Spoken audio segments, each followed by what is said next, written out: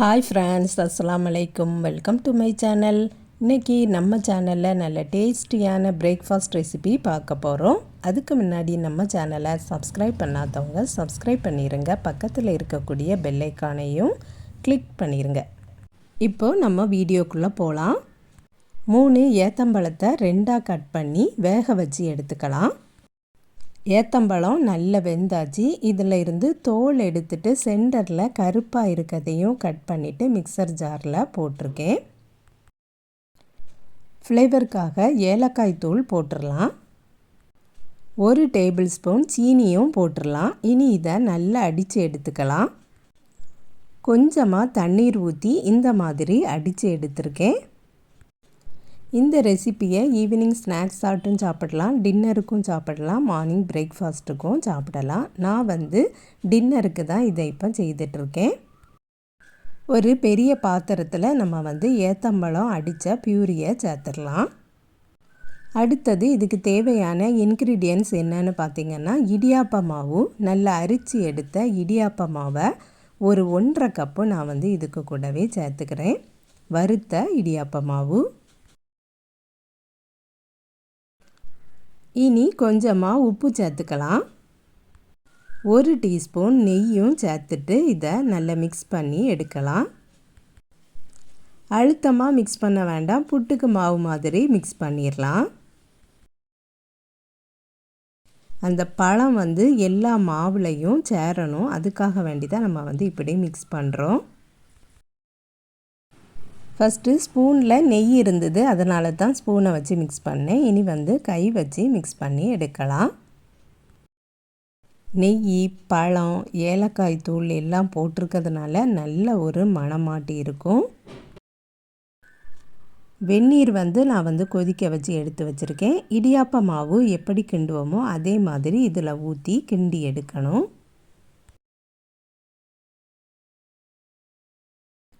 பழம் சேர்த்துருக்கிறதுனால ரொம்ப அதிகமாக தண்ணீர் ஊற்றிடக்கூடாது, குறைவாகவே ஊற்றணும். தண்ணீர் ஊற்றி கிண்டினதுக்கு அப்புறமா கை வச்சும் நல்லா மிக்ஸ் பண்ணி எடுக்கணும். அப்போ தான் அந்த பழம் எல்லா மாவுலேயுமே மிக்ஸ் ஆகும். மாவு நல்லா சாஃப்டாகட்டு இருக்கணும்.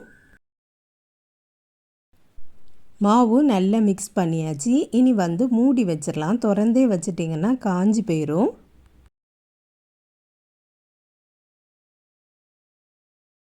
இனி நம்ம அவிக்கிறதுக்கு ஸ்டார்ட் பண்ணலாம். இடியாப்ப அச்சு எடுத்து அதில் மாவை வச்சிடலாம்.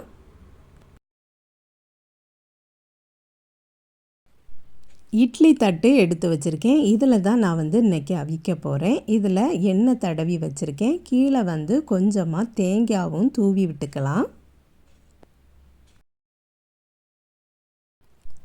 அதுக்கப்புறம் இடியாப்பம் நம்ம எப்படி சுற்றுவோமோ அதே மாதிரி இதை கொஞ்சம் பரவலாக சுற்றி விட்டுக்கலாம்.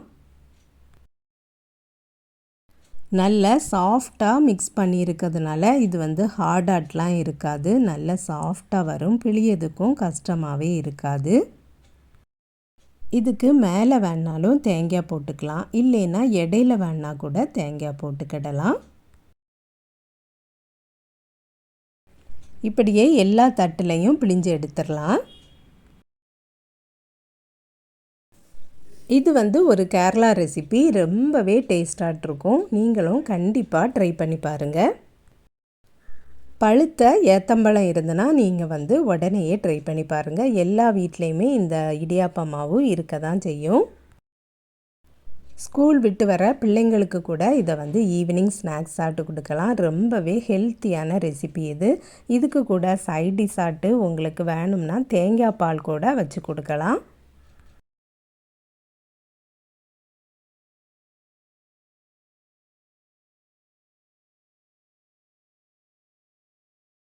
எல்லாம் பிழிஞ்சதுக்கு அப்புறமா இட்லி பாத்திரத்தில் வச்சு வேக வச்சு எடுக்கலாம். எப்பவும் போல் இடியாப்பம் நம்ம எவ்வளோ நேரம் போட்டிருப்போமோ அதே மாதிரி இதையும் போட்டால் போதும்.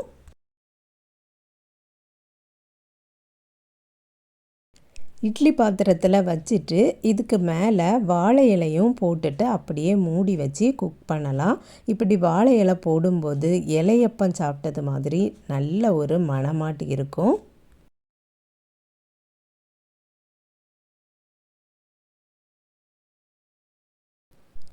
குக் ஆயாச்சு. நல்ல டேஸ்டியான ஏத்தம்பழம் இடியாப்பம் ரெடி ஆயிட்டு. ஏத்தம்பழம் சேர்த்துருக்கிறதுனால அதனோட கலரையும் பாருங்கள், ரொம்பவே சூப்பராக இருக்குது. எப்போவுமே வெள்ளை கலர்லேயே இடியாப்பத்தை பார்த்துட்டு இந்த மஞ்சள் கலரில் இடியாப்பத்தை பார்க்கும்போது ரொம்பவே டிஃப்ரெண்ட்டாக தான் இருக்குது. இடியாப்பத்துக்கு அடியில் நான் ஏன் தேங்காய் போட்டேன்னா, நம்ம இடியாப்பத்தை பொதுவாக நம்ம இப்படி தான் வைப்போம். இட்லி வைக்கிறதா இருந்தாலும் இப்படி தான் வைப்போம். அதனால தான் அது மேலே அப்படியே தேங்காய் தெரியும். அதனால தான் நான் கீழே நான் தேங்காய் போட்டு அவிச்சிருந்தேன். நல்ல சாஃப்டான இடியாப்பம் ரெடி ஆகிட்டு. இதுக்கு சைடிஷ் ஆட்டு நான் தேங்காய் பாலில் கருப்பட்டி போட்டு ரெடி பண்ணி வச்சுருக்கேன். தேங்காய் பால் கருப்பட்டியும் சேர்த்து ஏத்தம்பழ இடியாப்பத்து கூட ஊற்றி சாப்பிடும்போது ரொம்பவே டேஸ்ட்டாக இருக்கும். நீங்களும் கண்டிப்பாக ட்ரை பண்ணி பாருங்கள். இந்த வீடியோ இதோட முடிச்சுக்கிறேன். நெக்ஸ்ட் வீடியோவில் சந்திக்கிறேன். அஸ்ஸலாமு அலைக்கும்.